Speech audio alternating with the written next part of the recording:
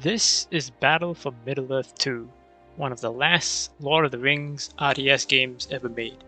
You can tell it's kind of old because it's a good game that was made by EA.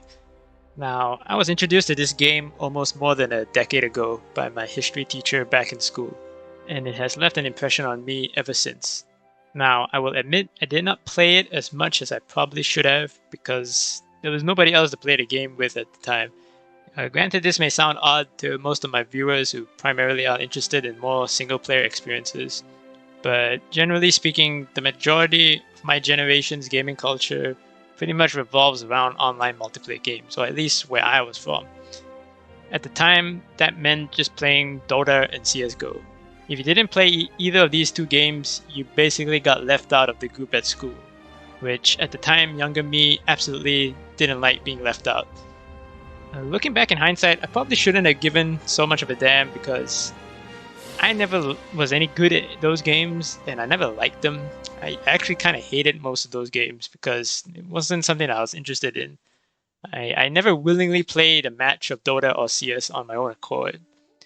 To me, so long as I could have friends, then it was probably worth just going through it. But if I had to do it all over again, I would have just let it go. So Battle for Middle-earth 2 faded into the background for me until it popped back on my recommended list a few days ago on YouTube. And man, there's a lot to talk about now. Despite this game having been discontinued and is no longer for sale, a dedicated group of modders have managed to keep this game alive. It is now extremely easy to download and install, but even more impressively, the multiplayer functionality of the game is still up and running. It is actually possible to search for online matches on a functioning ladder, and it is also possible to host your own private games with your friends, assuming you have any. Now, the game comes with two campaigns, a good campaign and an evil campaign. It comes with a skirmish mode with a lot of maps, but what was really cool about this game in particular was that it had what's called the War of the Ring mode, which is basically a total war campaign. Now, the mechanics of this mode are a little bit different from the Total War franchise, but it still works and it's still quite a lot of fun. If you want a better Lord of the Rings Total War experience, then you probably would be better off playing one of the conversion mods for Medieval 2 or Attila. I myself haven't tried these mods, but looking at the gameplay of those mods, you can tell that there's this kind of essence that is missing from a well-made game built from the ground up as an experience for the player in the setting that it was designed to be in.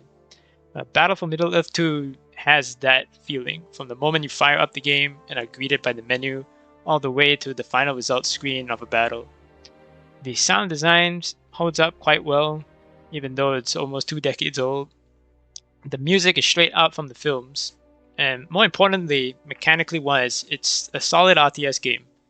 I haven't been able to find any major faults in the campaign, and I don't think there are that many major imbalances in the multiplayer modes. I still haven't tested it myself, but online that there isn't too many major complaints about it. All I can say is that if you're watching this video, you should give it a try.